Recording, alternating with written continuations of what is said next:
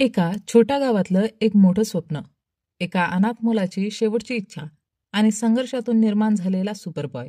मालेगाव एक छोटंसं गाव, पण इथल्या लोकांच्या कल्पनाशक्तीचं आकाश मात्र अफाट.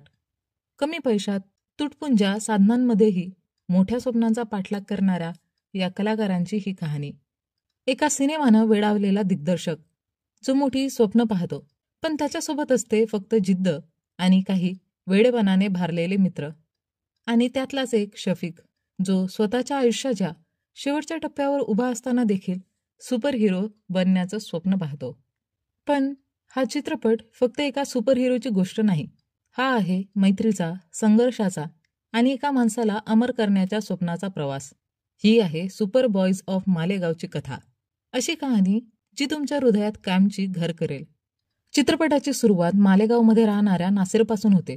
तो आपल्या मोठ्या भावासोबत एक थिएटर चालवतो. त्यांनी त्याच्या थिएटरमध्ये चार्ली चॅप्लिनचा चित्रपट लावला होता, जो बघण्यात कोणालाही रस नव्हता. त्यामुळे त्याचे उत्पन्न खूपच कमी होते. यामुळे नासिरचा भाऊ त्याला रागवतो आणि सांगतो की त्याने चांगली बॉलिवूड मूव्ही आणायला हवी. त्याचवेळी शेजारच्या थिएटरमध्ये एक हिंदी चित्रपट चांगला चालत असतो. त्यामुळे नासिरचा भाऊ त्याला दुसऱ्या दिवशी नाशिकला जाऊन नवीन चित्रपट घेऊन यायला सांगतो. दुसऱ्या दिवशी नासिर आपल्या मित्र शफीक सोबत नाशिकला जातो, जिथे तो चित्रपट खरेदी करतो. तिथे त्याला एक माणूस भेटतो, जो त्याला सांगतो की चित्रपट CD मध्ये रेकॉर्ड करून पाहता येतो. हे ऐकून नासिरच्या डोक्यात एक कल्पना येते. तो एक चांगला चित्रपट CD वर रेकॉर्ड करून आणतो आणि आपल्या थिएटरमध्ये प्ले करतो. त्यामुळे थिएटरमध्ये प्रेक्षकांची गर्दी वाढते आणि त्यांचे उत्पन्नही वाढते. त्यामुळे ते दोघे खूप आनंदी होतात. त्याचबरोबर नासिर हा लग्नाच्या समारंभामध्ये व्हिडिओ शूटिंगचे कामही करत असतो. एका लग्नात त्याची भेट शबानाशी होते. प्रत्यक्षात शबानाला नासिर आवडत असतो, पण नासिर मालिकावर प्रेम करतो. त्याचवेळी मलिकाही तिथे येतो आणि नासिर तिच्यासोबत निघून जातो. नासिर मलिकाला सांगतो की आता त्याचा थिएटर व्यवसाय चांगला चालू आहे, त्यामुळे तो लवकरच तिच्या वडिलांशी लग्नाबद्दल बोलेल. हे ऐकून मलिकाही खूप आनंदी होते, कारण तिच्या घरच्यांना देखील तिचे लवकरात लवकर लग्न लावून द्यायचे असते.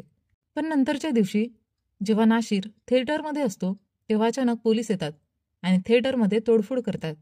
पोलिसांचा आरोप असतो की नासिर ज्या पद्धतीने चित्रपट दाखवत आहे ती पायरसी आहे. त्यामुळे थिएटर बंद करण्याचा आदेश दिला जातो. हे पाहून नासिरचा भाऊ पोलिसांना पैसे देऊन प्रकरण मिटवतो. पण तो नासिरवर खूप रागवतो आणि सांगतो की त्याच्या चुकीमुळे हे सर्व घडलं आहे. आता थिएटरमध्ये खूप नुकसान झालेलं असतं आणि ते दुरुस्त करायचं असतं. नासिरला काहीच कळत नव्हतं की आता त्याने काय करावं, जेणेकरून ज्याच्यामुळे त्याचा व्यवसाय पुन्हा वाढेल.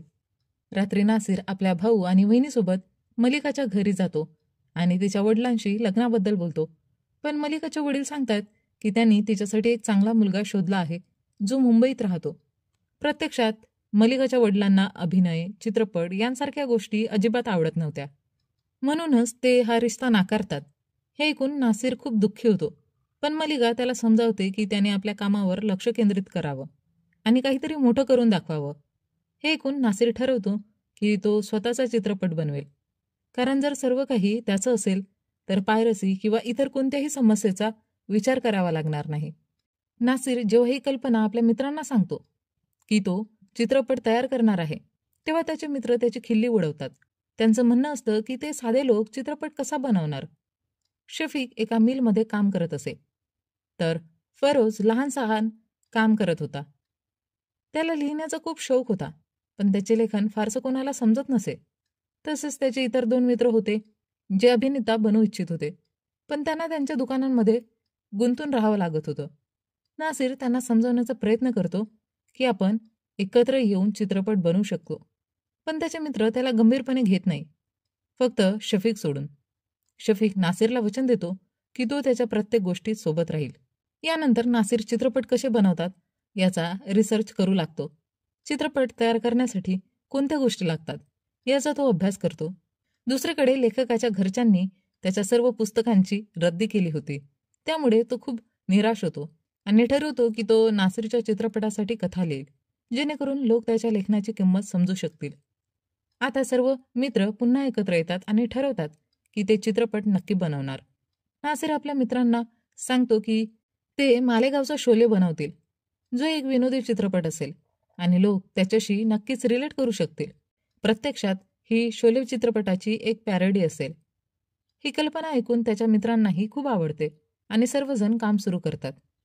त्यांच्याकडे चांगला कॅमेरा नव्हता आणि शूटिंगसाठी लागणारं सर्व सामानही नव्हतं, पण त्यांनी जुगाड करून कोणत्या तरी पद्धतीने शूटिंग सुरू केली.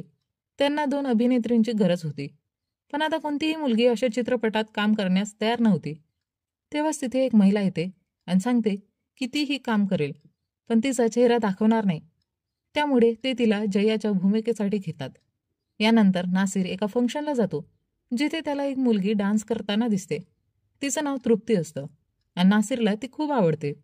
तो तिला अभिनय करण्याविषयी विचारतो. तृप्ती सांगते की ती काम करेल, पण तिच्या रोजच्या मेहनतीसाठी तिला ₹1000 लागतील. नासिर त्यासाठी तयार होतो आणि नंतर तृप्ती त्याच्यासोबत काम सुरू करते. इथं कळतं की तृप्तीचं आधी लग्न झालेलं होतं आणि तिचं एक लहान मुलंही होतं, पण तिचा नवरा तिला मारहाण करत असे. त्यामुळे ती त्याच्यापासून मुक्त होण्याची इच्छा बाळगून होती. तृप्तीने त्यांच्या चित्रपटात काम करण्यास सुरुवात केल्यावर तिची आणि शफीकची चांगली मैत्री होते. शफीक आणि तृप्ती हळूहळू एकमेकांना आवडायला लागतात. दुसरीकडे नासिर बघतो की त्याचा मित्र लग्नाची व्हिडिओ शूटिंग करण्यासाठी जात आहे. नासिर त्याला विचारतो की त्याने त्याला याबद्दल का सांगितलं नाही, पण त्याचा मित्र काहीच बोलत नाही. यानंतर नासिर स्वतः त्याच्यासोबत जातो आणि पाहतो की मलिकाचं लग्न होत आहे. त्याच्या मित्राने त्याला काही न सांगण्याचे कारण हेच होते. हे पाहून नासिरला मनोमन धक्का बसतो, पण तरीही तो मलिकाच्या लग्नाचा व्हिडिओ शूटिंग करतो. यानंतर नासिर पुन्हा आपल्या कामात गुंततो. तेव्हाच लेखकाला कळतं की नासिर आपल्या चित्रपटात मॅचबॉक्सची जाहिरात समाविष्ट करणार आहे. ही गोष्ट लेखकाला आवडत नाही. त्याचं म्हणणं असतं की चित्रपटात अशा प्रकारच्या जाहिराती ठेवू नयेत. पण नासिर सांगतो की आसिफ भाईने त्याला यासाठी ₹8000 दिले आहेत आणि जर पैसे नसतील तर ते चित्रपट कसा बनवणार. यावरून नासिर आणि लेखकात थोडा वाद होतो, पण त्यांच्या मित्रांनी त्यांना शांत केलं. अखेरीस मालेगावचा शोले या चित्रपटाची शूटिंग पूर्ण होते आणि त्याचा पहिला शो होणार असतो. सगळे खूप नर्वस असतात की प्रेक्षकांना हा चित्रपट कसा वाटेल. शो संपल्यानंतर सगळे खूप आनंदी होतात, कारण लोकांना हा चित्रपट खूप आवडतो. प्रत्येक जण चित्रपटाची आणि त्यात काम केलेल्या लोकांची खूप प्रशंसा करतात. काही दिवस हा चित्रपट चांगला चालतो. यानंतर नासिर ठरवतो की तो दुसरा चित्रपट तयार करेल. आधी त्याने लेखकाला सांगितलं होतं की पहिला चित्रपट हा पॅरोडी असेल आणि त्यानंतर तो लेखकाच्या मूळ कथेवर चित्रपट बनवेल. पण आता नासिर सांगतो की लोकांना कॉमेडी आवडते आणि लेखकाची कथा खूप भावनिक आहे. त्यामुळं तो पुन्हा पॅरोडीज तयार करणार आहे. हे ऐकून लेखकाला खूप राग येतो, कारण नासिरने त्याला वचन दिलं होतं की तो त्याच्या कथेतून चित्रपट बनवेल. पण नासिर म्हणतो की लेखकाची कथा कुणाला समजत नाही. हे ऐकून लेखकाला अजूनच राग येतो आणि पुन्हा त्यांच्यात भांडण होतं. यानंतर नासिर लेखकाला म्हणतो की तो स्वतःच्या हिमतीवर काहीही करू शकत नाही, म्हणूनच तो नासिरच्या मागे लागला आहे. हे ऐकून लेखकाचा अहंकार दुखावला जातो आणि तो ताबडतोब मुंबईला निघून जातो, जिथे तो एक लेखक म्हणून आपलं करिअर घडवण्याचा प्रयत्न करतो. दरम्यान नासिर एक नवीन चित्रपट तयार करतो, जो प्रचंड यशस्वी ठरतो आणि त्याला भरपूर प्रतिष्ठा मिळते. पण त्याच्या चित्रपटात काम करणाऱ्या अभिनेत्यांना आणि एडिटर्सना पुरेसं मानधन मिळत नव्हतं, ना योग्य सन्मान. त्यामुळे नासिरचे मित्र त्याला सांगतात की ते आता त्याच्यासोबत काम करू शकत नाहीत, कारण त्यांना दुसरीकडे चांगली ऑफर मिळाली आहे, जिथे त्यांना पैसा आणि प्रतिष्ठा दोन्ही मिळणार. नासिर त्यांना समजावण्याचा प्रयत्न करतो की त्याने आजवर जे काही केलं आहे ते त्यांच्या मदतीमुळे शक्य झालं आहे. पण त्याच्या मित्रांना आता स्वतःची ओळख आणि सन्मान महत्त्वाचा वाटत असल्याने ते त्याला सोडून निघून जातात. मात्र शफीक अजूनही त्याच्यासोबत राहतो. दुसरीकडे नासिरच्या भावाने त्याचा विवाह शबानासोबत ठरवलेला असतो. हे ऐकून नासिरला धक्का बसतो. तरीही नासिर आणि शबानाचं लग्न होतं, पण नासिर अजूनही मलिकाला विसरू शकत नसतो. त्यामुळे तो शबानासोबत फारसा कम्फर्टेबल नसतो. तेव्हा शबाना त्याला सांगते की आधी ते चांगले मित्र बनतील, त्यानंतरच आपलं नातं पुढे नेतील. हे ऐकून नासिर थोडा रिलॅक्स होतो. दरम्यान लेखक मुंबईत खूप संघर्ष करत असतो. तो अनेक दिग्दर्शक आणि निर्मात्यांना भेटतो, पण कुणालाच त्याच्या कथा आवडत नाही. त्यामुळे त्याला काही काम मिळत नाही. त्याच्या आर्थिक परिस्थितीवरही परिणाम होतो. पण तो परत येण्यास तयार नसतो, कारण त्याला भीती असते की लोक त्याची खिल्ली उडवतील. तेव्हाच त्याला कळतं की त्याच्या वडिलांना हार्ट अटॅक आला आहे आणि त्यांचा मृत्यू झाला आहे. हे ऐकून लेखक परत आपल्या गावी येतो. पण परत आल्यावर त्याचा आणि नासिरचा पुन्हा वाद होतो, कारण नासिर त्याला सांगतो की त्यांना पुन्हा एकदा पॅरोडी फिल्म बनवायची आहे. पण लेखकाला ही कल्पना अजिबात पटत नाही.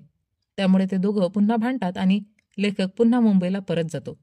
यानंतर कथा काही वर्षांनी पुढे जाते. नासिर अजूनही थिएटर सांभाळत असतो. पण त्याने बऱ्याच काळापासून कोणताही नवीन चित्रपट बनवलेला नसतो. कारण त्याचे मित्र एकामागून एक त्याला सोडून निघून गेलेले असतात, फक्त शफीक सोडून. एका दिवशी नासिर पाहतो की शफीकची तब्येत बिघडली आहे. तो त्याला डॉक्टरकडे घेऊन जातो आणि डॉक्टर सांगतात की शफीकला कॅन्सर झाला आहे. त्यानंतर शफीकवर किमोथेरपी सुरू होते. तेव्हा सर्वांना कळतं की शफीकला कॅन्सर झालेला आहे. तेव्हा त्याचे सर्व जुने मित्र परत येतात. ते सर्वजण त्याला मोटिवेट करण्याचा प्रयत्न करतात की तो बरा होईल. पण मनातून सगळ्यांनाच शफीकसाठी वाईट वाटत असतं. कारण शफीक खूप चांगला माणूस होता आणि त्याने कधीही कोणाचं काही वाईट केलं नव्हतं. शफीकची किमोथेरपी सुरू होते, पण त्याचा कॅन्सर बरा होत नाही. डॉक्टर सांगतात की त्याच्याकडे फारसा वेळ उरलेला नाही. हे ऐकून नासिर भावूक होतो.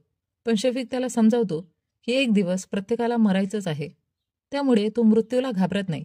मात्र त्याला वाईट वाटतं की तो काही मोठं काम न करता मरणार आहे. हे ऐकून नासिर विचारात पडतो. दरम्यान नासिर आणि शबानाचं नातं अधिक मजबूत झालेलं असतं. तेव्हा नासिर ठरवतो की तो शफीकसाठी एक सिनेमा बनवेल, ज्याचं नाव सुपर बॉईज ऑफ मालेगाव असेल. तो पटकन लेखकाकडे जातो आणि त्याला सांगतो की त्याची जी जुनी कथा होती, तिथे एक साधा मुलगा संपूर्ण गाव वाचवतो. त्याच कथेवर सिनेमा तयार करायचा आहे. पण आता त्या मुलाला सुपर हिरो बनवायचा आहे. तो रोल फक्त शफीकच करणार आहे. हे ऐकून लेखक तयार होतो आणि पटकथा लिहायला लागतो. नासिर त्याच्या जुन्या मित्रांना परत बोलावतो, जे त्याला सोडून गेले होते. पण शफीकसाठी तेही परत येतात आणि सिनेमात विलन बनायला तयार होतात. नासिर यामुळे खूप आनंदी होतो. पण त्याच्याकडे इतके पैसे नसतात की तो संपूर्ण सिनेमा पूर्ण करू शकेल. तेव्हा शबाना त्याला 1,00,000 रुपये देते, जी तिची सेव्हिंग असते. हे ऐकून नासिर आनंदित होतो आणि सिनेमाचं शूटिंग सुरू होतं. सगळे खूप इमोशनल होतात, कारण सिनेमा शफीकचं जे पात्र होतं ते त्याच्याच आयुष्याशी खूप मिळतं जुळतं होतं. शफीक अनाथ होता आणि नेहमी इतरांच्या भल्याचाच विचार करत असे. मात्र त्यांनी हा भावनिक सिनेमा विनोदी शैलीत बनवायचं ठरवलं. शूटिंग दरम्यान त्यांना पुन्हा एकदा वेगवेगळे जुगाड करावे लागतात, पण अखेर सिनेमा तयार होतो. जेव्हा सिनेमाचा पहिला शो होतो तेव्हा सगळे टेन्शनमध्ये असतात. पण प्रेक्षकांना हा सिनेमा खूप आवडतो. शेवटच्या सीनमध्ये त्यांनी शफीकसाठी एक खास दृश्य तयार केलं होतं, जिथे शफीक संपूर्ण गावाला वाचवतो आणि कायमचा अमर होतो. हे पाहून शफीकही खूप भावूक होतो, कारण त्याला मरण्याआधी काहीतरी मोठं काम करायचं होतं आणि आता त्याचं स्वप्न पूर्ण झालेलं असतं. तो नासिरचे आभार मानतो आणि इथंच हा सिनेमा संपतो. यानंतर आपल्याला सांगितलं जातं की सिनेमाच्या प्रदर्शनानंतर काही दिवसातच फक्त 30व्या वर्षी शफीकचं निधन होतं. तसेच 45व्या वर्षी लेखकाचाही मृत्यू होतो. पण नासिर आपल्या पत्नी शबाना आणि 3 मुलांसोबत मालेगावमध्येच राहतो आणि अजूनही सिनेमांची निर्मिती करत असतो. ही होती सुपर बॉईज ऑफ मालेगावची कहाणी. शफीक नेहमी म्हणायचा, एक ना एक दिवस सगळ्यांनाच मरायचं आहे, पण काहीतरी मोठं करून गेलो तर आपलं अस्तित्व कायम राहतं. आणि तो खरंच अमर झाला. सिनेमाच्या रूपात, आठवणींच्या रूपात आणि त्या मैत्रीत जे शेवटपर्यंत टिकून राहिली. सुपर बॉईज ऑफ मालेगावचा पहिला शो हाऊसफुल होता. लोक हसत होते, टाळ्या वाजवत होते आणि शेवटचा सीन पाहून डोळ्यातून अश्रूही ढळत होते. शफीकच्या डोळ्यात देखील. तो शेवटचा सीन, जिथे सुपर बॉय संपूर्ण गावाला वाचवतो आणि स्वतः अमर होतो, हा फक्त सिनेमा नव्हता. हा शफीकच्या शेवटच्या स्वप्नपूर्तीचा क्षण होता. पण आयुष्य सिनेमासारखं नसतं. काही महिन्यातच अवघ्या 30व्या वर्षी शफीकने जगाचा निरोप घेतला. 45व्या वर्षी लेखकाचाही शेवट झाला. पण नासिर, तो अजूनही मालेगावमध्ये आहे. जो आपल्या पत्नी आणि मुलांसोबत अजूनही स्वप्न पाहतोय, अजूनही सिनेमे बनवतोय. शफीक नाही, लेखक नाही, पण त्यांची स्वप्न अजूनही जिवंत आहे. मालेगावच्या त्या पडद्यावर, त्या गल्ल्यांमध्ये आणि त्या आठवणींमध्ये. कारण काही माणसं मरत नाही, त्यांची स्वप्न त्यांना अमर करतात.